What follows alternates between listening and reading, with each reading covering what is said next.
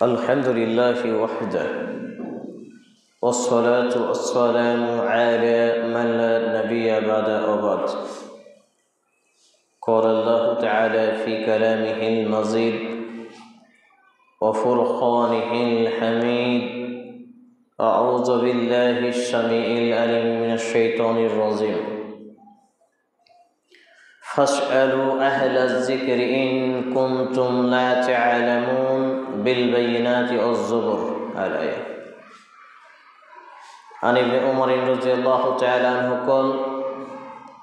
قال رسول الله صلى الله تعالى عليه وسلم: بلغوا عني ولو آية وحدثوا بني إسرائيل ولا حرج. رواه البخاري بسند صحيح. رب اشرح لي صدري ويسر لي أمري واحلل عقدة من لساني يفقهوا قولي. رب يسر ولا تعسر وتمم بالخير. رب زدني علما رب زدني علما رب زدني علما. সমস্ত প্রশংসার মালিক একমাত্র আল্লাহ রাব্বুল আলামিন, যার প্রশংসা করে শেষ করা অসম্ভব। যে আল্লাহ রাব্বুল আলামিন এখন পর্যন্ত আমাদেরকে জীবিত রেখেছেন, বাঁচিয়ে রেখেছেন, যিনি চলতে বলতে উঠতে বসতে খেতে দেখতে শুনতে যাবতীয় নিয়ামত দান করে রেখেছেন, যার প্রশংসা করা শেষ করা অসম্ভব, সে আল্লাহ রাব্বুল আলামিনের প্রশংসা করার লক্ষ্যে আমরা আন্তরিকতার সাথে পাঠ করি, আমরা বলি আলহামদুলিল্লাহ। অতঃপর অসংখ্য দরুদ ও সালাম শান্তির ধারা বর্ষিত হোক সর্বকালের শ্রেষ্ঠ মহামানবের প্রতি, আমরা বলি আল্লাহুম্মা সাল্লি আলাইহি আল্লাহুম্মা বারিক আলাইহি সাল্লাল্লাহু তাআলা আলাইহি ওয়াসাল্লাম। আজকের সংক্ষিপ্ত টাইমে জুমার খুতবায় আলোচনার বিষয় মুসলিম সমাজে বিজাতীয় সংস্কৃতি এবং ধর্মের নামে কিছু অধর্মীয় রীতিনীতি, কৃষ্টি কালচার। উল্লেখিত বিষয়ের প্রতি সময়ের দিকে খেয়াল রেখে পবিত্র কোরআন এবং সেই সুন্নাহর আলোকে এক গুরুত্বপূর্ণ তথ্য ও তথ্যবহুল বিবরণের আপ্রাণ প্রচেষ্টা রাখছি ইনশাআল্লাহুল আজিজ। ওয়ামা তৌফিক ইল্লা বিল্লাহ আলাইহি তাওয়াক্কালতু ওয়া ইলাইহি উনীব। আমরা নিজেদেরকে মুসলিম দাবি করি, কিন্তু মুসলিম শব্দের শাব্দিক, আবিধানিক, পারিভাষিক কোনো অর্থেই আমরা যদি যাচাই করতে যাই তাহলে আমরা মুসলিমদের আওতাভুক্ত হতে পারিনি। যদি আমরা নিজেদেরকে মুসলিম দাবি করার পাশাপাশি প্রকৃত অর্থে আমরা নিজেদেরকে মুসলিম বানাতে পারতাম, তাহলে আজকে জুমার খুতবা আরম্ভ শুরু হয়ে যাওয়ার পরেও একটি মাত্র কাতার পরিপূর্ণ হয়ে ফুল হয় না। এর থেকে লজ্জার, এর থেকে দুঃখের, এর থেকে কষ্টকর বিষয় আর দ্বিতীয় কিছু নেই। এটা অত্যন্ত লজ্জার একটি ব্যাপার। কারণ যারা মুসলিম হবে প্রকৃত অর্থে, শাব্দিক অর্থে, আবিধানিকভাবে, পারিভাষিকভাবে তাদের যাবতীয় চলাফেরা, উঠা বসা, খাওয়া ঘুমানো সব কিছু দেখে বোঝা যাবে যে এরা প্রকৃত অর্থে মুসলিম।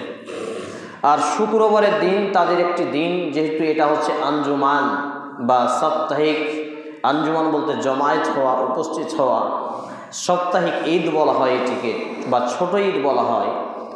অথচ এই ঈদের দিনে আজকে মানুষ নিজ নিজ ব্যস্ত নিয়ে ব্যস্ত রয়েছে, নিজ নিজ কর্ম নিয়ে তারা তাদের জীবনকে পরিচালনা করছে। হাতে গোনা 2-4-10 জন লোক, জুমার খুতবা শুরু হওয়া প্রায় 10 মিনিট পেরিয়ে যাচ্ছে, 12 মিনিট প্লাস, অথচ এখনও একটা কাতারও ধরেনি। এটা কিন্তু হতভাগা ছাড়া কোনো জাতির বৈশিষ্ট্য হতে পারে না। এটা লজ্জারও ব্যাপার, এটা লজ্জারও ব্যাপার। এতে যারা রয়েছে অভিভাবক, অভিভাবিকা, অর্থাৎ প্রত্যেক পরিবারের বাপ মা, গার্জেন, আর যারা সমাজের হত্যাকর্তা, মসজিদ কমিটি, গ্রাম্য সর্দার মডল, মাতাব্বর, এরা কিন্তু কিয়ামতের মাঠে পাকড়াও হয়ে যাবে। কারণ সমাজ ব্যবস্থাকে তারা তাদের স্বার্থে ব্যবহার করে, দিনের স্বার্থে, ইসলামের স্বার্থে সমাজ ব্যবস্থাকে ব্যবহার করে না। এটা অত্যন্ত একটি লজ্জার ব্যাপার এবং কষ্টের ব্যাপার। সামনে কাতারে চলে আসেন। সামনে কাতার পূরণ না হলে পেছন কাতারে বসা যাবে না। সামনে কাতার আগে পূরণ করবেন, তারপর পেছন কাতারে। তো আমি যে বিষয়ের প্রতি আলোচনা রাখবো বলছিলাম সেটি হচ্ছে মুসলিমদের মাঝে বিজাতীয় রীতিনীতি বা কৃষ্টি কালচার। এতে জড়িত রয়েছে আলেম থেকে সাধারণ মানুষ, জাহেল থেকে সবাই। আমরা যদি দেখি যে বর্তমান সময়ে মুসলিমদের মধ্যে ওয়ান ইসলামিক কৃষ্টি কালচারের একটি কৃষ্টি কালচার, সেটা হচ্ছে সিজনাল জালসা, ধর্মীয় নামকরণে জালসা, যেইগুলো বলা হয় বিরাট ধর্মীয় জালসা। মসজিদের উন্নতিকল্পে, মাদ্রাসার উন্নতিকল্পে, ঈদগাহের উন্নতিকল্পে, আর তারপর আপনার আরও কত কিসের উন্নতিকল্পে জালসা, তারপর তাবলিগি। এইগুলো একটি হচ্ছে অমুসলিমদের ইসলাম ছাড়া হিন্দু, খ্রিস্টান, ডোম, চামার এদের একটি উৎসবের আয়োজনের সাথে সাদৃশ্য এবং সেই কর্মের অংশ একটি। কারণ এই রকম যারা জালসার আয়োজন করে এরা থাকে বেশিরভাগ বেনামাজি। আর বেনামাজিকে ইসলাম প্রচারের কোনো দায়িত্ব আল্লাহ ও তার রসুল কখনো দেননি। বেনামাজি ইসলামের কোনো অংশই নয়। আমরা তো এভাবে বলে থাকি বেনামাজির পরিচয়, যে একটা যুবক সে সন্ধ্যা রাত্রে বেশ্যাখানায় পতিতালয়ে গেছে সন্ধ্যা রাত্রে, কিন্তু সে মাগরিবের নামাজটা পড়েছে, আর ফজরের একটু আগে সে বেশ্যাখানা থেকে নিজের বাড়ি ফিরে আসলো। এবার ফজরের আজানের আগে সে সুন্দরভাবে ফরজ গোসল করে জামাতের সহিত মসজিদে নামাজ আদায় করলো। এই লোকটা আপনার দৃষ্টিতে খারাপ, কিন্তু একটা লোক সে বেশ্যাখানা তো দূরের কথা, কোনো নারীর দিকে চোখ তুলেও তাকায় না, অথচ সে বাড়িতেই ঘুমিয়ে আছে, আজান হচ্ছে, নামাজে মসজিদে আসে না। এই বেনামাজিটা তার থেকে খারাপ যে সারা রাত সন্ধ্যা থেকে ফজরের আগ পর্যন্ত বেশ্যাখানায় পতিতালয়ে রাত কাটিয়েছে। বোঝাতে পারছি না, এটা হচ্ছে বেনামাজি। অর্থাৎ যারা দিনে এবং রাতে 5 ওয়াক্ত নামাজ পড়ে না, তারা কতটা খারাপ যে একটা লোক সন্ধ্যা রাত্রি থেকে নিয়ে ফজরের আগ পর্যন্ত সে পতিতালয়ে ছিল, সে বেশ্যাখানাতেই ছিল, কিন্তু তার একটা ভালো কর্ম কি, সে সেখান থেকে এসে ফরজ গোসল করে আবার যখন আজান দিয়েছে সে সুন্দরভাবে এসে নামাজে দাঁড়িয়েছে। এই লোকটা তার থেকে ভালো যে বেনামাজি। কিন্তু আমরা বেনামাজিকে আজকে কিছু মনেই করি না। বেনামাজি রাস্তার পোষা কুত্তা সিরিয়ালের থেকে খারাপ, এর থেকে খারাপ ভাষার কিছু নেই। বেনামাজি রাস্তায় ওই পায়খানা যে পড়ে থাকে এর থেকে খারাপ, এর থেকে আর নিকৃষ্ট ভাষা কিছু নেই। এই হচ্ছে বেনামাজির পরিচয়।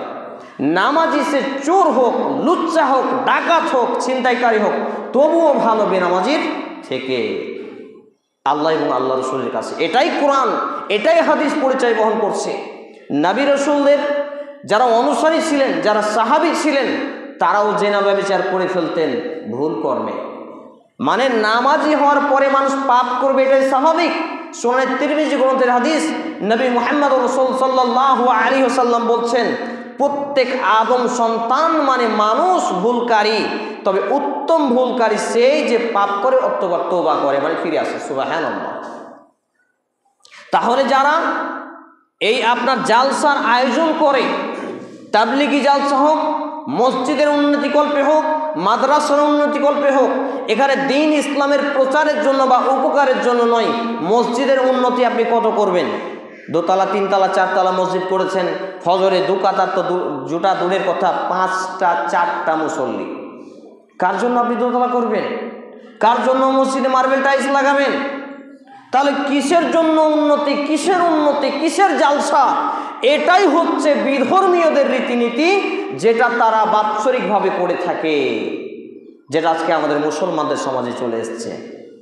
এইভাবে আল্লাহ রসুল এইভাবে আল্লাহ নবী মুহাম্মদ সাল্লাল্লাহু আলাইহি সাল্লাম বা তার সাহাবা ইকরাম খোলাফায়ে রাশেদান, 4 জন বিশিষ্ট খোলাফায়ে রাশেদান, আবু বকর সিদ্দিক, উমারে ফারুক, উসমান এবং আলী রাদিয়াল্লাহু তাআলা আনহুম আজমাইনগণ সহ বিশিষ্ট সাহাবীরা এভাবে বাৎসরিক জালসা করে মসজিদের উন্নতি করেছেন, এভাবে বাৎসরিক জালসা করে মাদ্রাসার উন্নতি করেছেন। তাহলে মাদ্রাসা মসজিদের উন্নতিকল্পে জালসার আয়োজন করে মেলাযুক্ত বেটা ছেলে বেটি ছেলের মিলন মেলা তৈরি করে ঠেলাঠেলির আয়োজন করা, এটা হচ্ছে বিধর্মীয় রীতিনীতি এবং একটা জঘন্য পাপের কাজ। আমি তো বলে থাকি, এই জালসাতে যদি আপনি 10 টাকা চাঁদা দেন আর একটা বেটা ছেলে বেটি ছেলে যদি জেনা করে, পালিয়ে যায়, লুচ্চামি করে, সে যত পাপ করবে সেই পাপ আপনি 1 টাকা চাঁদা দেওয়ার জন্য আপনারও তত পাপ হলো। নাউজুবিল্লাহ মিন জালিক। রেকর্ডিং হচ্ছে, বক্তব্য ইন্টারনেটে যাবে। বুক ফুলিয়ে আমার বয়স যেদিন 11 বছর সেই দিন থেকে খুতবা দিয়ে আসছি, আমার বয়স যেদিন 13 বছর সেই দিন থেকে পাবলিকে বক্তব্য দিয়ে আসছি। এই যাবৎ 393টা মসজিদে শুধু খুতবাই দেওয়া হলো, আর বক্তব্য তো প্রায় 500-এরও অধিক জায়গায় দেওয়া হয়েছে। কোনো মায়ের বেটা বাপের বেটা এখন বুক ফুলিয়ে আসতে পারেনি আমার সামনে যে কথাগুলোকে উল্টে দেবে। কলিজাই নেই। কত বড় সাইকুল হাদিস আছে, আসুক আমার সামনে। লোহরপুরে যেদিন জালসা হলো আমাদের বাড়ির পাশে, সরাসরি প্রতিবাদ করেছি, এই জালসা করা হারাম, এই জালসা করা বিদআত, এই জালসা করা কুসংস্কার। দেখি কোন মায়ের বেটা প্রমাণ করে।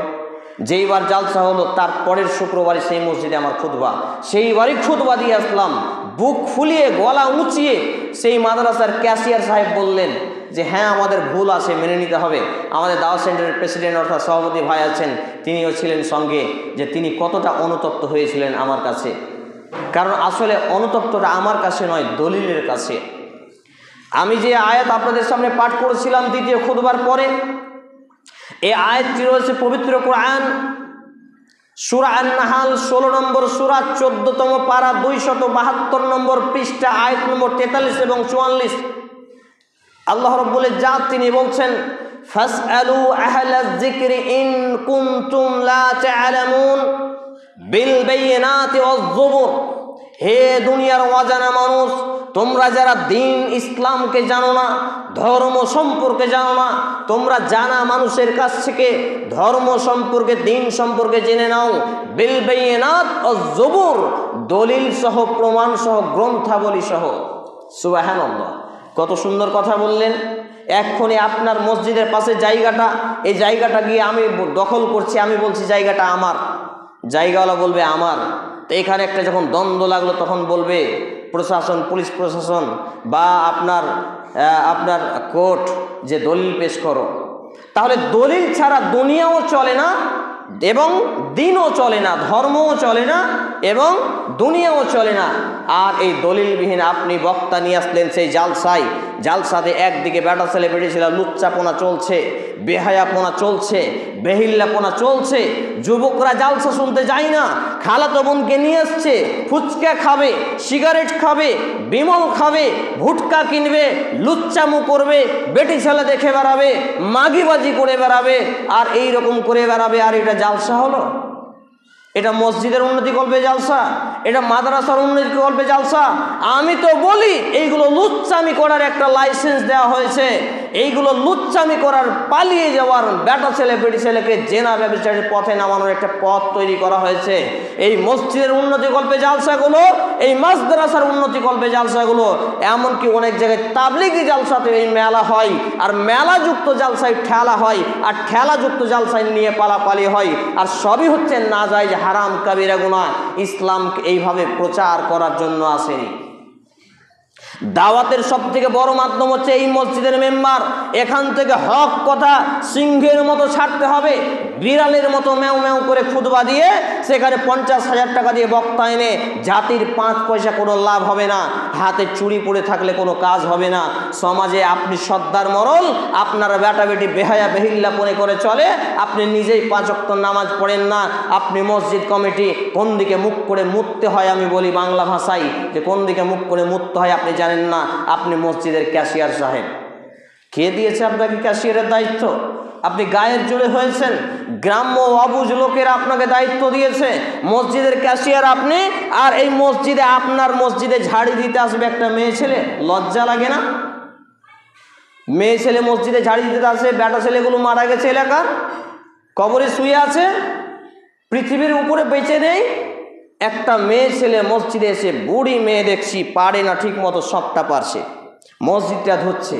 আরে আপনি মসজিদের কমিটির সেক্রেটারি সাহেব, সভাপতি সাহেব, মসজিদের পায়খানাতে গু লেগে থাকলে আপনাকে মসজিদের পায়খানার গু সাফ করতে হবে।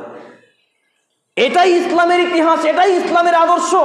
আল্লাহর নবী মুহাম্মদ সাল্লাল্লাহু আলাইহি সাল্লামের সময়কালে কাবা ঘরে সেই মসজিদের খেদমতকারী কে ছিলেন? মসজিদের খেদমতকারী মেয়ে ছেলে থাকতে পারে, তবে বেটা ছেলে যখন কবরে চলে যাবে তখন।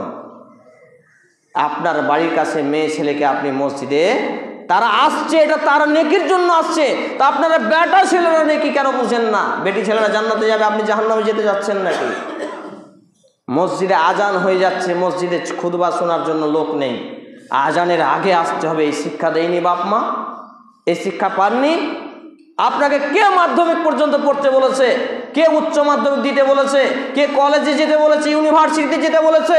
আপনাকে কে অধিকার দিয়েছে যে আগে আপনাকে master, doctor, professor, barrister, engineer হতে হবে? আগে আপনাকে কোরআনের শিক্ষা নিতে হবে। এ কথাই বলেছেন আল্লাহ, এ কথাই বলেছেন আল্লাহর রাসূল। উড়িয়ে দেখুন পবিত্র কোরআন, সূরা আল আলাক 96 নম্বর সূরা, আয়াত নম্বর 1। খুলে দেখেন সুনান তিরমিজি গ্রন্থের হাদিস, হাদিস নাম্বার 224, মিশকাতুল মাসাবি গ্রন্থের হাদিস নাম্বার 218 ক্রমিক নম্বরে হাদিস বর্ণিত হয়েছে। আল্লাহ এবং আল্লাহর রাসূল আমার আপনার উপরে প্রথম শিক্ষা ফরজ করেছে কোরআন, আর আপনি আগে শিখছেন A for apple, B for ball, C for cat. কে দিয়েছে এই আদর্শ আপনাকে? যখন আপনি মারা যাচ্ছেন তখন আপনার বাপ জোর করে ইমাম সাহেবকে বলছে জানাজা পড়েন, কোন দিকে মুখ করে মরতে হয় কোনোদিন জানেনি। চুলগুলো কেটেছে তো বকরি মার্কা করে, জাগার জায়গা কাটা। প্যান্টটা পিড়েছে যেমন আগের জামানায় চোর ধরা পড়লে পিটিয়ে চামড়া তুলে দিত, প্যান্ট শার্ট ছিঁড়ে দিত, ওই রকম প্যান্ট পরে বেড়ায়। হায়া শরম লজ্জা শরম বেঁচে খেয়েছে, এরাই নাকি মুসলমানের বাচ্চা। আমি তো বলি এরা কাপুরুষের বাচ্চা, এর বাপ মা সব কাপুরুষ। কারণ ছেলে মেয়ে জন্ম দিতে পারলেই বাপ এবং মা হওয়া যায় না। ছেলে মেয়েকে প্রসাব করাতে পারলেই মা হওয়া যায় না, জন্ম দিতে পারলেই বাপ হওয়া যায় না। ছেলে মেয়েকে জন্ম দেওয়ার পরে আদর্শ শিক্ষা কোরআন এবং হাদিসের নীতি নিয়ে গঠন করার নাম হচ্ছে একজন আদর্শ বাপ, একজন আদর্শ মা। যেই বাপ এবং মা মসজিদ ভরে দরজার সামনে আমি দাঁড়িয়ে গিয়ে যদি একটা একটা করে গুনে গুনে বের করি, হয়তো একজনও খুঁজে পাওয়া যাবে না। কি শিক্ষা দিলেন তাহলে? এখনই যদি আপনার বাড়ি আমি যাই, আপনার বাড়িতে গিয়ে আপনার ছেলেটাকে দেখবো খেতে বসে বাম হাতে পানি পান করছে। স্বভাবই নেই, আদবই নেই, কায়দাই নেই। এগুলো বিধর্মীয় রীতিনীতি নয়।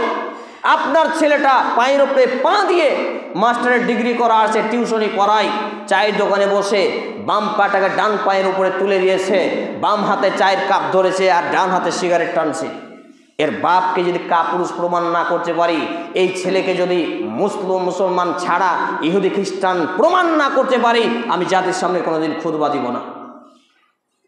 সে নবীর আদর্শ কি বুঝে না, সে ইসলাম কি বুঝে না, জানে না, মানে না। তার 14 গোষ্ঠী পর্যন্ত ইসলাম জানে না। অথচ যখন এই বাৎসরিক উন্নতিকল্পে, মসজিদের উন্নতিকল্পে জালসা, সেই জালসার কমিটি, তাবলিগি জালসা, সেই জালসার কমিটি, মাদ্রাসার উন্নতিকল্পে জালসা, সেই জালসার প্রচারক। হয় কি করে? মেনে নেওয়া যায় কি করে? না, কখনো এইগুলো মেনে নেওয়া যাবে না। তাহলে আল্লাহ রাব্বুল আলামিন বললেন যে সূরা আন-নাহল 16 নম্বর সূরা, 14তম পারা, 272 নম্বর পৃষ্ঠা, আয়াত নম্বর 43 এবং 44 আল্লাহ তাআলা বলছেন, ফাসআলু আহলায যিকরি ইন কুনতুম লা তা'লামুন বিল বাইয়িনাতি ওয়াজ জুবুর। হে দুনিয়ার অজানা মানুষ, তোমরা দ্বীন ইসলামকে, ধর্মকে জানো জানা মানুষের কাছে। বিল বাইয়িনাত ওয়াজ জুবুর, গ্রন্থ সহ, দলিল সহ, প্রমাণ সহ। তো গ্রন্থ সহ, দলিল সহ, প্রমাণ সহ যদি দ্বীন ইসলামকে জানতে হয়, তাহলে যাকে ডেকেছেন, খুতবা দিতে যাকে ডাকবেন, তার যোগ্যতা আগে দেখতে হবে। শুধু ডিগ্রিটাই যোগ্যতা নয়, সে কথা বলে হক কিনা, সে কথা বলে কোরআন এবং হাদিসের রেফারেন্স হাওয়ালা দিয়ে কিনা, সে যে কথা বলে এটা আল্লাহ এবং আল্লাহ রাসূলের কথা কিনা, তার ডিগ্রি ছোট হোক বা বড় হোক, এটা দেখার বিষয় নয়। তবে তার মুখ দিয়ে যে কথাগুলো বের হয়, এটা ওহিয়ে মাতলু এবং ওহিয়ে গায়রে মাতলু, সরাসরি ওহি কিতাবুল্লাহ, আল্লাহর কিতাব, ওয়া সুন্নাতে রাসূল সাল্লাল্লাহু আলাইহি ওয়াসাল্লামের সুন্নাহ দ্বারা হচ্ছে কিনা, এটাই তদন্ত করতে হবে। তো এই তদন্ত করার আপনার তো দূরের কথা, আপনার ইমাম সাহেবেরও থাকে না, আপনি কি করে দেখবেন?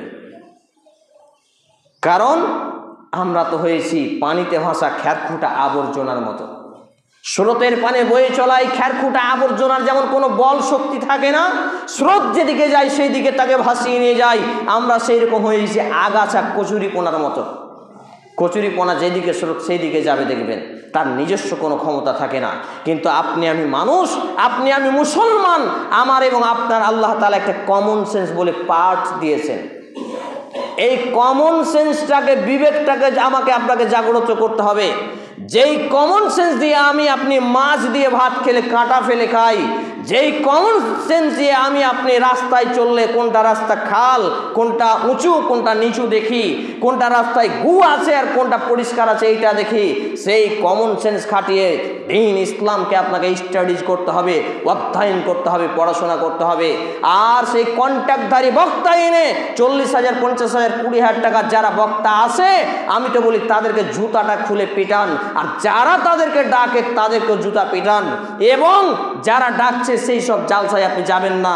ব্যক্তি যদি কাবা ঘরের ইমামও হয়, যদি যান, তারা যা পাপ করছে তার পাপের সমান অধিকার আপনার। যতগুলো ভণ্ড বক্তা আছে এলাকায়, নাম ধরে বলা যায়, বদরুজ্জামান নাদভী, নূর মোহাম্মদ খ্যাতির, বাংলাদেশের সেই ড্যাড়মাগুলো একটা একটা করে সব নিয়ে আসেন। যত ড্যাড়মা বক্তা আছে এদের বক্তব্যে আমি যাই না, প্রয়োজনই মনে করি না। এরা তো পেট পূজারী, এরা তো লোভী, এরা তো ভণ্ড, নাম ধরে তাদের কথা বলা যায়। কারণ তারা জাতিকে ধোঁকা দিয়ে, বোকা বানিয়ে, লুটে নিয়ে নিজের বাড়ি গাড়ি দেখুন কি করেছে। তারা দ্বীন ইসলামের জন্য কাজ করে না। আর এইগুলো হলো বিধর্মীয়, বিজাতীয় সংস্কৃতি এবং রীতিনীতি। আর একটা কি, নামাজ পড়ি না মৌলভী সাহেব, কিন্তু জুমা পড়ি। এই জুমা নামাজের কোনো দাম ইসলামে নেই। জুমা নামাজি আর হিন্দু একই। একটা যে হিন্দু নেই আপনার বাড়ির পাশে, এই হিন্দু আর জুমা নামাজি যারা 5 ওয়াক্ত নামাজ পড়ে না, এদের কোনো পার্থক্য নেই। না এদের কুরবানি কবুল হবে, না এদের দান কবুল হবে, না এদের আর কিছু কবুল হবে, কিচ্ছু হবে না। এবং এরা মারা গেলে এদেরকে কুত্তা গাঁড়া করে গেড়ে দিতে হবে। রাস্তার ধারে কুত্তা মরে পড়ে থাকে, দুর্গন্ধ ছড়াবে, এই জন্য গেড়ে দিতে হবে। কোনো জানাজা নেই, গোসল নেই, কিচ্ছু নেই। আমার কথা, আমারও কথা নাই, আমার বাপের কথা নাই।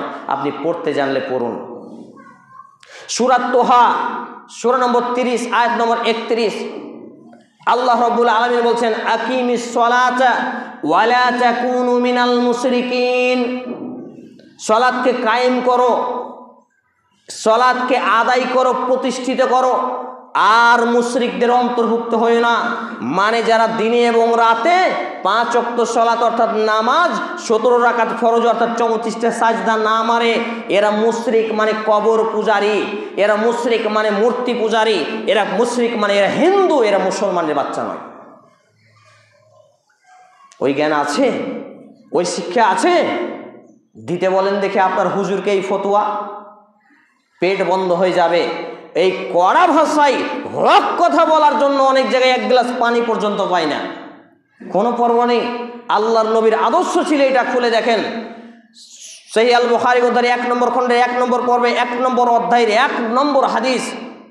আল্লাহ নবী মুহাম্মদ রাসূলুল্লাহ সাল্লাল্লাহু আলাইহি সাল্লাম একদিন হেরা গুহায় আছেন। একজন ব্যক্তি এসে বলছেন, ইকরা, পাঠ করুন। তিনি বলছেন, আমি পড়তে জানি না। আবার বলছেন, ইকরা, পড়ুন। তিনি বলছেন, আমি পড়তে জানি না। আবার বলছেন, ইকরা, আপনি পড়ুন। তিনি বলছেন, পড়তে জানি না।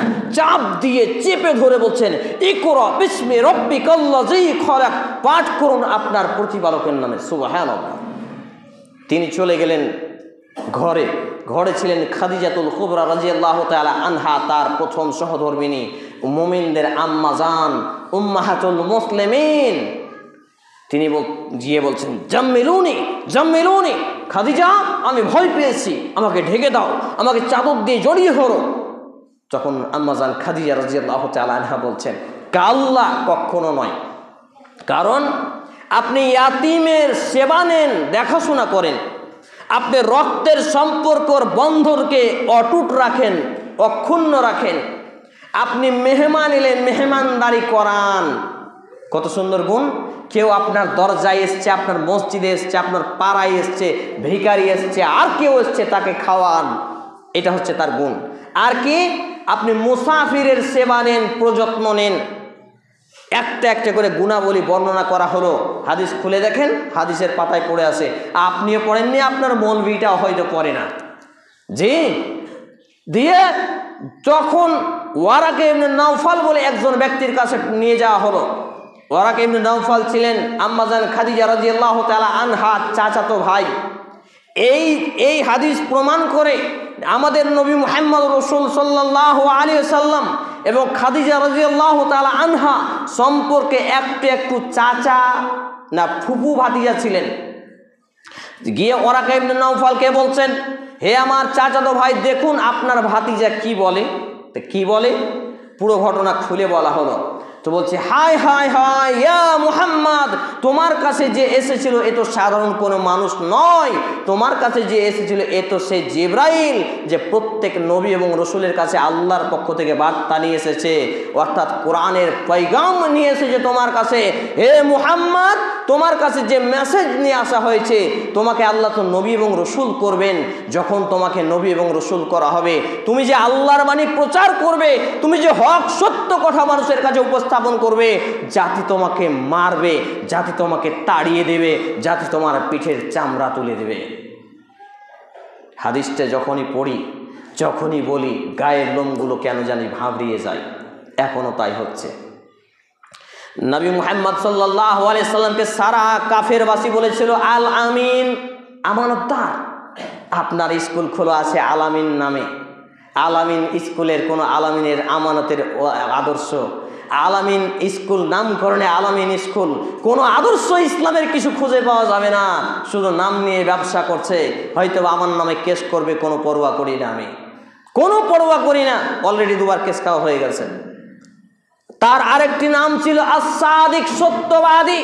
আস-সাদিক নামে স্কুল আপনি পেয়ে গেছেন, যেইগুলোতে নাচ গান, বাৎসরিক ক্রিয়া প্রতিযোগিতা, কত কি আজগুবি লীলা জজবা চলছে।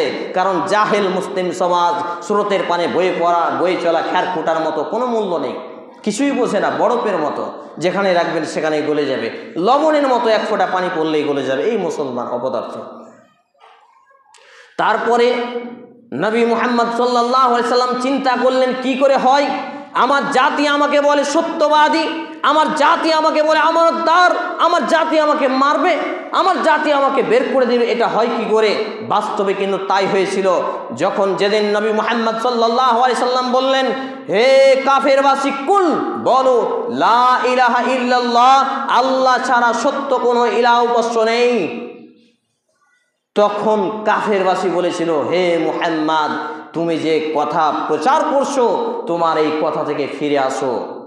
যদি তুমি তোমার কথা থেকে ফিরে আসো, তাহলে তোমাকে আরব জমিনের সব থেকে বড় বাদশাহ তৈরি করা হবে এবং আরব জমিনের মধ্যে সব থেকে সুন্দরী নারীর সঙ্গে তোমার বিবাহ দেওয়া হবে। এখানে যারা ইকামতে দিন কায়েম করতে চায়, ভোট নিয়ে রাষ্ট্রীয়ভাবে ইসলাম কায়েম করতে চায়, তাদেরকে কবর দেওয়া হয়েছে। যারা রাষ্ট্রীয়ভাবে ইসলাম কায়েমের স্বপ্ন দেখে, নিজের গালে ড্রেসিং করে রাখে, নিজের শরীরে ইসলাম নেই, পরিবারে ইসলাম নেই, ছেলে মেয়ে ইসলাম বুঝে না, তাদেরকে এখানে কবর দেওয়া হয়েছে। তাদের যদি কমন সেন্স থাকতো, এই হাদিসে তারা তাদের উত্তর খুঁজে পেত। আল্লাহ নবী মুহাম্মদ সাল্লাল্লাহু আলাইহি সাল্লাম কখনো রাষ্ট্র কায়েমের স্বপ্ন দেখেননি। আল্লাহ নবী মুহাম্মদ সাল্লাল্লাহু আলাইহি সাল্লাম ব্যক্তিগত জীবন এবং পারিবারিক জীবন দিয়ে ইসলামকে পরিচালনা করার কথা বলেছেন। আল্লাহ তাআলাও তাই বলেছেন পবিত্র কোরআন সূরা আত-তাহরিম সূরা নম্বর 66 আয়াত নম্বর 6, ইয়া আইয়ুহাল্লাযীনা আমানু, হে ঈমানওয়ালারা, কু আনফুসাকুম ওয়া আহলিকুম নারা, তুমি নিজে বাঁচো এবং তোমার পরিবার পরিজনকে বাঁচাও জাহান্নামের আগুন থেকে, যার জ্বালানি লকড়ি হবে মানুষ এবং পাথর। ঘটনা তাই হয়েছিল। তারপর কাফেরবাসী বলল, হাই হাই, মুহাম্মদকে ধরো, তাকে বন্দি করো, সে পাগল হয়েছে, তার মাথা বিকৃত হয়েছে, তাকে হত্যা করো। কাফেরবাসী এই করে করে লেলিয়ে দেয়নি। সাজদায় যখন গিয়েছিলেন তখন তার পিঠের উপরে উটের ভুঁড়ি চাপিয়ে দেয়নি। কোন ঘটনা ঘটেনি? আজকে আপনার মৌলভীকে আপনি নিয়ে আসেন 20,000 30,000 টাকা দিয়ে, নিয়ে এসে খাসি জবাই করেন, গরু জবাই করেন, মুরগি জবাই করেন, বুঝতে হবে এই মৌলভী হক পথে নেই, হক কথা বলতে পারে না। এই মৌলভী হক কথা যেদিন বলবে, জাতি তাকে লাঠি দিয়ে পেটাবে, মসজিদে দ্বিতীয়বার খুতবা দিতে দেবে না, 3 দিনের দিন তাকে গ্রাম থেকে তাড়াবে, তার নামে কেস পড়বে, তার নামে মানহানি হবে, ফাঁসির অর্ডারও আসতে পারে। এইটা হলো ইসলাম। কিন্তু যারা ম্যাও ম্যাও করে, হেজেরাপোনা করে, হাতে চুরি পরে কথা বলে, নিজের ভুটি নিয়ে ব্যস্ত থাকে, আর কন্ট্যাক্ট দিয়ে যারা বক্তব্য দিয়ে বেড়ায়, এইসব লোক জাতির কোনো উপকার করতে পারবে না, আর পরকালে নিজের কোনো উপকার করতে পারবে না। যে হাদিস আপনাদের সামনে পাঠ করেছিলাম, আন ইবনে উমর রাদিয়াল্লাহু তাআলা আনহু قال قال رسول الله صلى الله عليه وسلم বাল্লিগু আন্নি ওয়ালাউ আয়া। আল্লাহর নবী মুহাম্মদ সাল্লাল্লাহু আলাইহি সাল্লাম বলছেন, তোমরা প্রচার করো, পৌঁছে দাও, যদি একটি কথা, একটি আয়াত হয়। প্রচার করতে বললেন, তবে ওয়াহাদ্দাসু বানি ইসরাঈল ওয়ালা হারাজ, তবে তোমরা বানি ইসরাঈলের কাহিনী বলো, কোনো দোষ নেই। কিন্তু জেনে বুঝে যদি আমার কথা, আমার নামে কোনো, জেনে বুঝে আমার নামে যদি কোনো মিথ্যা কথা বলে দাও, যেটা আল্লাহর নবী বলেছে আর আমি বলিনি, তাহলে জেনে নিবে বক্তা সাহেবরা, আলেম হুজুর মুফতি সাহেবরা তোমার থাকার জায়গায় যেন জাহান্নামী করে নিলে। আজকে কতগুলো বক্তাকে জাহান্নামে যাবে আপনি এই হাদিস দিয়ে মাপকাঠি করতে পারবেন, যদি আপনার মধ্যে শিক্ষা থাকে। উপস্থিত ভাই এবং বন্ধুগণ, বলার উদ্দেশ্য ছিল মুসলিম সমাজে বিজাতীয় রীতিনীতি সংস্কার আজকে আমাদের পাড়ায় পাড়ায় চলছে। আপনি কত বড় টাকাওয়ালার বাটা টাকাওয়ালা, দিনে 5টা 4টা করে সিগারেট খান, এক একটা সিগারেটের দাম কত? আপনার বাপ এই শীতের কনকনে সময় মাথার একটা টুপির জন্য, কানে একটা মাফলারের জন্য ছটপট ছটপট করে বেড়াই, আপনি দিন গেলে 4টা 5টা সিগারেট খান। ন্যাংটার বাচ্চা, ন্যাংটা বলি আমি এগুলোকে। যে যদি সে প্রকৃত অর্থে মানুষ হতো, তাহলে তার বাপ মা আগে কি খাচ্ছে, কি পড়ছে, সেই দিকে আগে লক্ষ্য রাখতো। সেই দিকে হোঁশ নেই। চায়ের দোকানে গিয়ে পায়ের ওপরে পা তুলে সিগারেট খাচ্ছে, দিয়ে বলে মুসলমানের বাচ্চা, বেহায়ার বাচ্চা, লজ্জা শরম বেঁচে খেয়েছে। সম্মানিত উপস্থিতি ভাই এবং বন্ধুগণ, সময় শেষ হয়ে গেছে, 2-4 মিনিটের মধ্যে শেষ করে দেবো ইনশাআল্লাহ। আপনার মসজিদে, আপনার পাড়ায় একটা মুসাফির এলে 1 গ্লাস পানি পর্যন্ত পাই না, আর আপনি টাকাওয়ালা, আপনার 2তলা 3তলা বাড়ি, আপনার টাকায় ধিক্কার জানাই। আমি আপনার দুয়ারে এসেছি বলে বলছি না, তবে আপনার স্বভাব কেন এরকম যে মুসাফিরের সেবা নিতে পারেন না, মেহমানের মেহমানদারি করাতে পারেন না? আপনি কিসের টাকাওয়ালা, আপনি কিসের দিলওয়ালা, আপনি কিসের ইমানওয়ালা, কিসের কি দেখান আপনি? কিসের নামাজি লোক, কিসের পরেশগার? না, সব ভুয়া ফাঁকা। কোনো ডকুমেন্টস ছাড়া সিম যেমন, আপনার ইমান তেমন। ডকুমেন্টস ছাড়া সিম যেমন, এর কোনো ভ্যালুয়েশন নেই, আপনার ইমানের কোনো ভ্যালুয়েশন নেই। অতএব নিজ নিজ ইমানকে মজবুত করুন। আল্লাহ রাব্বুল আলামিন আমাকে সহ উপস্থিত প্রত্যেকটা ভাই এবং বন্ধুগণকে পবিত্র কোরআন এবং সেই সুন্নাহর আলোকে সঠিকভাবে নিজের জীবনকে পরিচালনা করার তৌফিক নসিব করুন। আমরা বলি আল্লাহুম্মা আমিন। হে আল্লাহ তাআলা, উপস্থিত আমি সহ যে বা যারাই এখানে উপস্থিত হয়েছি, আমাদের জীবনের জানা অজানা প্রকাশ্যে গোপনে সকল পাপগুলোকে মাফ করে দিন। আমরা বলি আল্লাহুম্মা আমিন। হে আল্লাহ রাব্বুল আলামিন, আমরা যারা অসুস্থ আমাদেরকে পূর্ণাঙ্গ শিফায়ে কামিলা আজলা দান করুন। আমরা বলি আল্লাহুম্মা আমিন। হে আল্লাহ তাআলা, আমরা যারা অভাবী আমাদেরকে অভাবমুক্ত জীবন দান করুন। আমরা বলি আল্লাহুম্মা আমিন। হে আল্লাহ তাআলা, আমাদের যারা আত্মীয় স্বজন, বাপ মা ভাই বোন, আত্মীয় স্বজন, নানা নানি, খালা খালু, যে বা যারাই মুসলমান হয়ে মৃত্যুবরণ করেছে, আল্লাহ তারা অন্ধকার কবরে কীভাবে আছে জানি না, তাদের কবরের জীবনের শাস্তি মাফ করুন, তাদের কবরে শান্তির বিছানা বিছিয়ে দিন, তাদেরকে জান্নাতুল ফেরদাউস নসিব করুন। আমরা বলি আল্লাহুম্মা আমিন। এ দাবি, এ দোয়া, এ দরখাস্ত মহান আল্লাহ সুবহানাহু ওয়া তাআলার সামনে রেখে আমরা আমাদের আলোচনা এখানে ইতি টানছি। বিসমিল্লাহির রহমানির রহিম। কুল হুয়াল্লাহু আহাদ, আল্লাহুস সামাদ, لم يلد ولم يولد ولم يكن له كفوا أحد. اللهم صل على محمد وعلى آل محمد كما صليت على إبراهيم وعلى آل إبراهيم إنك حميد مجيد. اللهم بارك على محمد وعلى آل محمد كما باركت على إبراهيم وعلى آل إبراهيم إنك حميد مجيد. سبحان ربك رب العزة عما يصفون وسلام على المرسلين وآخر دعوانا الحمد لله رب العالمين. السلام عليكم.